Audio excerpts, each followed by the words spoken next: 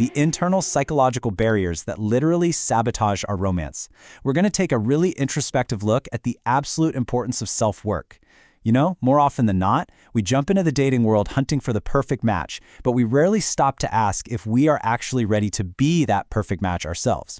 So let's explore the 5 crucial signs that indicate you might not be quite ready to handle a relationship just yet. Okay, let's dive right in. When things go sideways in romance, our absolute favorite human reflex is to point the finger literally anywhere but at ourselves, right? We usually kick off our relationship struggles by blaming our partners. We'll ask things like, why can't they notice me more? Or we'll think, man, if only they were less narrow-minded, or if they would just actually listen to the words coming out of my mouth. It is so quick and so easy to lay the blame for all of our problems squarely on someone else's shoulders.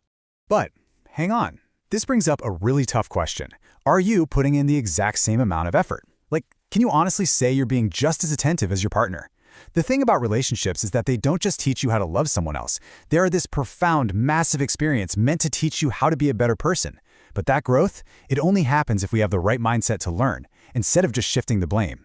If you realize that you simply can't be as attentive as your partner, or if you're just not in a growth-oriented headspace right now, that is a clear signal. You might need to postpone the romance. Sometimes, the most loving thing you can possibly do for your future relationships is to prioritize working on yourself first.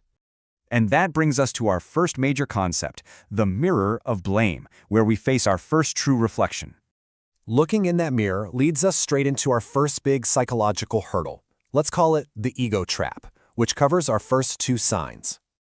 Now, look, there is a massive difference between healthily prioritizing your own well-being and, well, just taking far more than you give. It is absolutely essential to prioritize your health and your mental well-being, for sure. But there is a huge line between finding that balance and just being downright selfish. If you find yourself consistently putting your own needs before anyone else's with zero compromise, you've crossed that line. And those tendencies are massive roadblocks to building any kind of genuine connection. The psychology behind this is wild. Clinical Professor Srini Pillay points out that selfish lovers actually suffer from feeling completely inadequate. It's like when they show a little love to someone, this intense, deep fear kicks in. They start to worry that it's all going to vanish in no time. So, this selfishness, it actually masks deep, painful feelings of inadequacy. They're deeply troubled because they're suffering from a severe lack of self-connection. Okay, so how do we actually fix this? If you're someone who takes more than you give, Pillay advises that it's super important to confront that inner pain head-on and recognize the areas you need to develop. And you do this by redirecting your energy into solitary, grounding hobbies. We're talking things like running, journaling, or meditating. Just, make sure you aren't running away from your problems. These activities are amazing because they help you rebuild that vital connection with yourself, ensuring you aren't just completely draining your partner's emotional reserves, trying to fill your own void. Now, this ego trap also totally fuels our second sign, which is pride. It's incredibly important for both partners to feel heard and understood, obviously, but pride completely derails that. We often refuse to sincerely apologize out of this fearful reluctance like, what if my partner won't take responsibility for their side of the conflict? But you really have to ask yourself, is it really worth being right if you're going to lose someone you love? No way. When you sincerely apologize first, you drop your pride, you let your partner know you genuinely want to do better, and you shift the whole focus to preventing future mishaps, rather than just keeping score. All right, moving right along to sign number 3, the dependency illusion.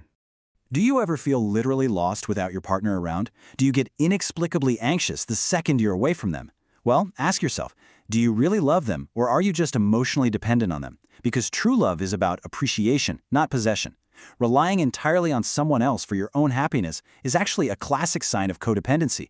Psychologists point out that this stems from a lack of self-sufficiency, and honestly, it's very often rooted in old, unmet childhood wounds. Unpacking that requires some deep self-work, like going to therapy, to finally get in touch with those buried feelings. Moving forward, our 4th sign builds what we can call a psychological wall of silence. We all know communication is essential, but if you aren't actually ready for a relationship, you might find yourself unfairly expecting people to, read your mind. This is where passive-aggressive behavior totally replaces actual communication.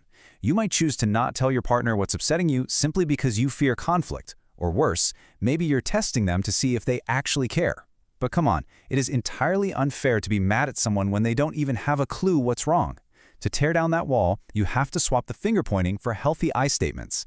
So, instead of that accusatory, "I'm upset because you never helped me," try expressing the actual need. Try, "I'm upset and would really appreciate it if you could help me." See the difference? You express your needs clearly without backing your partner into a defensive corner. It's a real game changer. And finally, we arrive at our fifth sign, and really, the overall path to resolution, the self-work journey. This addresses those deep-seated fears that keep our emotional walls up. So, sign number 5 is having commitment issues, officially known as commitment phobia or relationship anxiety. Now get this, having this doesn't mean you don't want a long-term connection. Actually, scratch that, you probably desperately want it, but your anxiety just paralyzes you. This kind of fear is frequently triggered by past trauma. Maybe you watched your parents go through a messy divorce, or you survived a highly toxic romance in the past. Because of that baggage, you hesitate to be vulnerable. You're terrified that opening up is only going to lead to them leaving or disappointing you all over again. Overcoming these phobias, as well as the codependency we touched on earlier, requires some seriously intentional self-work. It is a healing process. It usually starts with visiting a therapist to unearth those buried feelings. From there, you confront those insecurities head-on. And you do that so you can ultimately express them safely to your partner and build a plan to move forward, together. Actually talking things out is what ultimately helps you heal. I know, recognizing these patterns in yourself can be a really tough pill to swallow. But hey, acknowledging these 5 signs, that is absolutely not a failure. It's the beautiful, totally necessary kickoff to your personal growth. By doing the self-work, you transition from blaming others to empowering yourself. So I want to leave you with a final provocative thought to chew on today. What dating struggles or emotional hurdles are you actively healing in your own journey right now? Taking that very first step towards self-discovery might just be the key to unlocking the relationship you've always wanted. Thanks so much for hanging out with me for this explain.